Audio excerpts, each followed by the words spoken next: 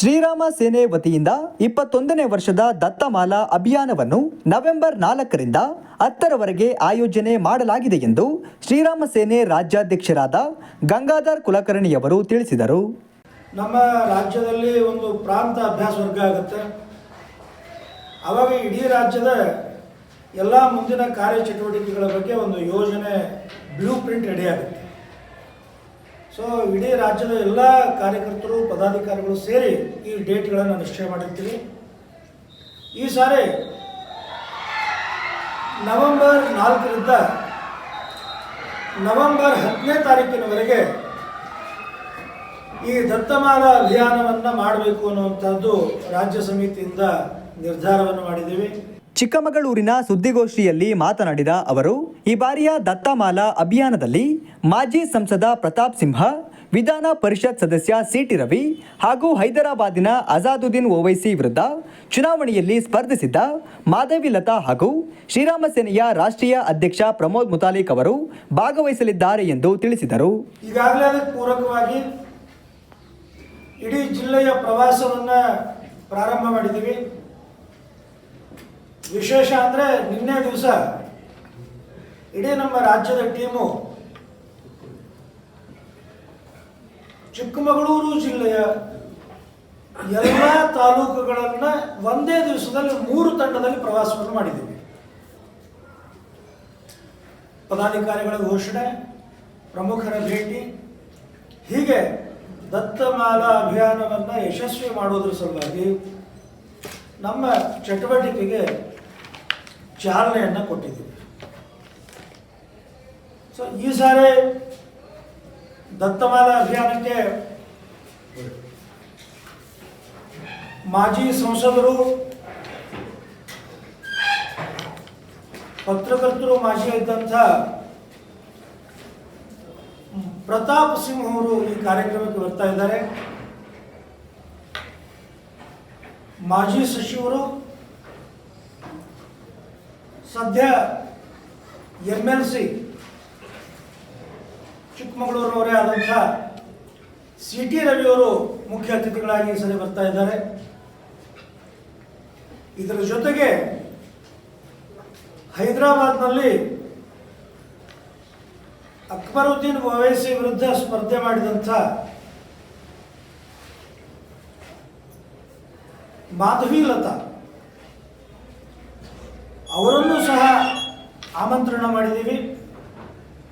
ಹೆಚ್ಚು ಕಡಿಮೆ ಅಂತಿಮ ಆಗುವಂಥ ಸ್ಟೇಜ್ನಲ್ಲಿದೆ.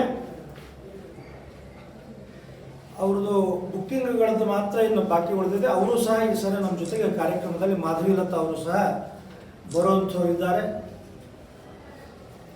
ನಮ್ಮ ರಾಷ್ಟ್ರೀಯ ಅಧ್ಯಕ್ಷರಾದಂಥ ಪ್ರಮೋದ್ಜಿಯವರ ಅಧ್ಯಕ್ಷತೆಯಲ್ಲಿ ಈ ಒಂದು ಇಡೀ ಕಾರ್ಯಕ್ರಮ ನಡೆಯೋದಿದೆ. ನವೆಂಬರ್ 4ರಂದು ನಗರದ ಶಂಕರ ಮಠದಲ್ಲಿ ದತ್ತಮಾಲೆ ಧಾರಣೆ ಮಾಡುವ ಮೂಲಕ ಅಭಿಯಾನಕ್ಕೆ ಚಾಲನೆ ನೀಡಲಾಗುವುದು. 10ರಂದು ನಗರದಲ್ಲಿ ಶೋಭಾಯಾತ್ರೆ ನಡೆಸಿ ದತ್ತಪೀಠಕ್ಕೆ ತೆರಳಿ ದತ್ತ ಪಾದುಕೆ ದರ್ಶನ ಮಾಡಿ ದತ್ತ ಭಕ್ತರಿಗೆ ಪ್ರಸಾದ ವಿತರಣೆ ಮಾಡಲಾಗುವುದು ಎಂದರು. ನವೆಂಬರ್ 4ನೇ ತಾರೀಕಿಗೆ ದತ್ತಮಾಲಾ ಅಭಿಯಾನಕ್ಕೆ ಚಾಲನೆಯನ್ನು ಕೊಡ್ತಾ ಇದ್ದೀವಿ. ಈ ಸಾರಿ ಇಡೀ ರಾಜ್ಯದಲ್ಲಿ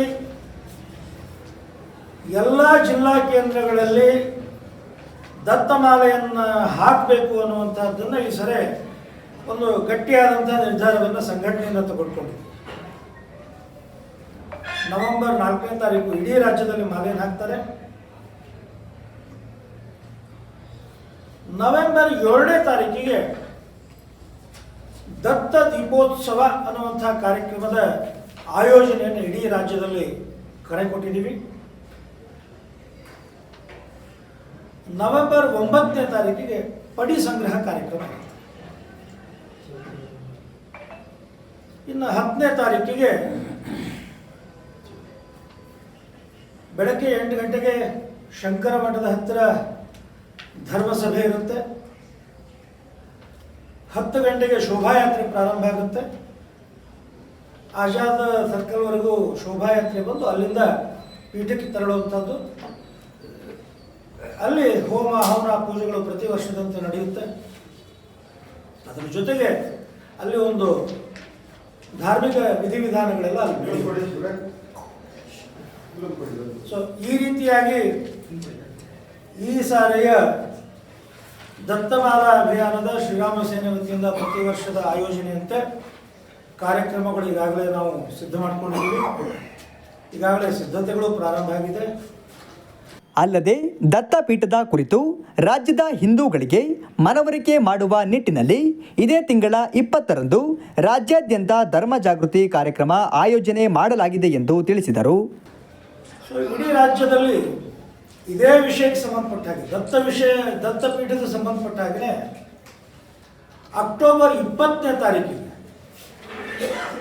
ಇಡೀ ರಾಜ್ಯದಲ್ಲಿ ಒಂದು ಜಾಗೃತಿಯನ್ನು ಮೂಡಿಸುವಂಥ ಕಾರ್ಯಕ್ರಮವನ್ನು ಮಾಡಬೇಕು ಅನ್ನುವಂಥದ್ದು ಯೋಜನೆಯನ್ನು ಮಾಡಿದ್ದೀವಿ. ಈ ಸಾರಿ ಒಂದು ವಿಭಿನ್ನವಾಗಿರ್ತಕ್ಕಂಥ ದತ್ತಪೀಠದ ಹೋರಾಟವನ್ನು ಮಾಡಬೇಕು ಅನ್ನುವಂಥದ್ದು ಸಂಘಟನೆಯ ನಿರ್ಧಾರ ಆಗಿದೆ. ಅವತ್ತು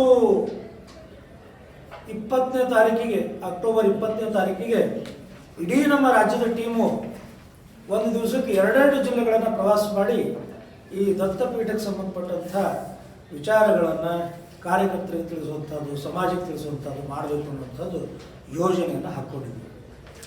ಸೊ ಒಟ್ಟಾರೆ ಹಿಂದೂ ಪೀಠ ಆಗಬೇಕು, ಅಲ್ಲಿ ಯಾವುದೇ ರೀತಿಯಾದಂತಹ ಅನ್ಯ ಚಟುವಟಿಕೆಗಳಿಗೆ ಆಸ್ಪದ ಕೊಡಬಾರ್ದು. ಅಲ್ಲಿ ಗೋರಿಗಳೇನಿದ್ದಾವೆ ಅವು ಎಲ್ಲ 14 ಕಿಲೋಮೀಟರ್ ದೂರದಲ್ಲಿರುವಂತಹ ನಾಗೇನಹಳ್ಳಿಗೆ ಸ್ಥಳಾಂತರ ಆಗಬೇಕು. ಅದಕ್ಕೆ ಆದಂಥ ಒಂದು ವ್ಯವಸ್ಥಾ ಮಂಡಳಿ ಆಗಬೇಕು, ಪ್ರಸಾದದ ವಿತರಣೆ ಆಗಬೇಕು, ಬರುವಂಥ ದತ್ತ ಭಕ್ತರಿಗೆ ಯಾವುದೇ ಅಡೆತಡೆ ಇರಲಾರ್ದೇ ಪೂಜೆ ಪುರಸ್ಕಾರಗಳನ್ನು ನಡೆಸುವಂಥ ವಾತಾವರಣ ಆಗಬೇಕು ಅನ್ನುವಂಥದ್ದು ನಮ್ಮ ಆಗ್ರಹಗಳಿದ್ದಾವೆ. ಸುದ್ದಿಗೋಷ್ಠಿಯಲ್ಲಿ ಆನಂದ ಶೆಟ್ಟಿ ಅಡಿಯಾರ್, ರಾಜು, ಅಮರ್ನಾಥ್, ಪರಶುರಾಮ್, ಅರ್ಜುನ್ ಹಾಗೂ ಇನ್ನಿತರರು ಉಪಸ್ಥಿತರಿದ್ದರು.